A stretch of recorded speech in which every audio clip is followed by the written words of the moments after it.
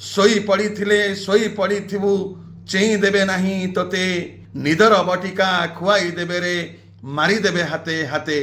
ଆମ ରାଜ୍ୟର ଅଗଣିତ ଭିଏଲି ଭାଇ ଭଉଣୀ ମାନଙ୍କୁ ମୁଁ ସଂଗ୍ରାମ ଭାଇ ସଭାପତି ଭିଏଲି ୟୁନିୟନ ଓଡ଼ିଶା ଆପଣମାନଙ୍କୁ ଆତ୍ମୀୟ ନମସ୍କାର କରୁଛି।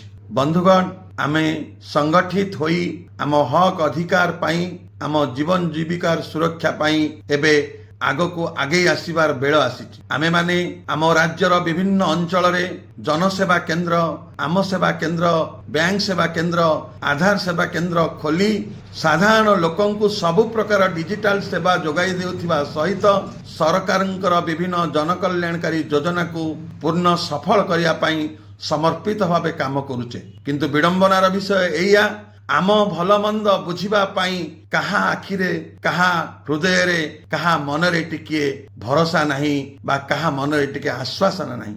ବନ୍ଧୁଗଣ, ଯୋଉ ଲୋକମାନଙ୍କ ପାଇଁ ଆମେ ସେବା ଦଉଚି ନା ସେମାନେ ଆମ କଥା ଭାବୁଛନ୍ତି, ନା ଯୋଉ ସରକାରର ସବୁ ଯୋଜନାକୁ ଆମେ ସଫଳ ରୂପାୟନ କରିବା ପାଇଁ ପ୍ରୟାସ କରୁଛି ସେ ସରକାର ମଧ୍ୟ ଆମ କଥା ଭାବୁନାହାନ୍ତି। ଏବେ ସମୟ ଆସିଛି ଆମେ ନିଜ ପାଇଁ, ନିଜ ହକ୍ ଅଧିକାର ପାଇଁ, ନିଜ ପରିବାରର ଆତ୍ମସମ୍ମାନ ପାଇଁ ଆସନ୍ତୁ ଏକାଠି ହେବା।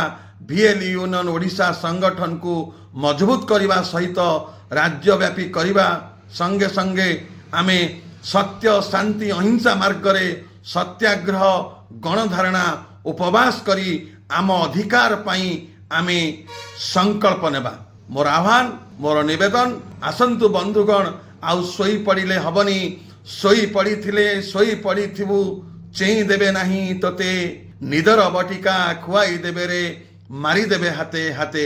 ଏଇ ଯୋଉ କବିତା ପଂକ୍ତି ଆମ ହୃଦୟକୁ ଛୁଇଁବା ଦରକାର। ଆମ ଆତ୍ମା ଭିତରେ ୟାକୁ ଆମେ ସଂକଳ୍ପବଦ୍ଧ ଭାବରେ ଆମେ ୟାକୁ ମନ୍ତ୍ର ଭାବେ ଗ୍ରହଣ କରିବା ଦରକାର। ମୋର ନିବେଦନ, ଆଉ ସମୟ ନାହିଁ ଶୋଇବାର, ଏବେ ସମୟ ଆସିଛି ଜାଗ୍ରତ ହେବାର। ବନ୍ଧୁଗଣ, ପୁନର୍ବାର ମୁଁ ଆପଣମାନଙ୍କୁ ଅନୁରୋଧ କରୁଛି, ଆପଣମାନେ ଯଥାଶୀଘ୍ର ଏକ ଅହିଂସାତ୍ମକ ସତ୍ୟାଗ୍ରହ ପାଇଁ ପ୍ରସ୍ତୁତ ହୁଅନ୍ତୁ।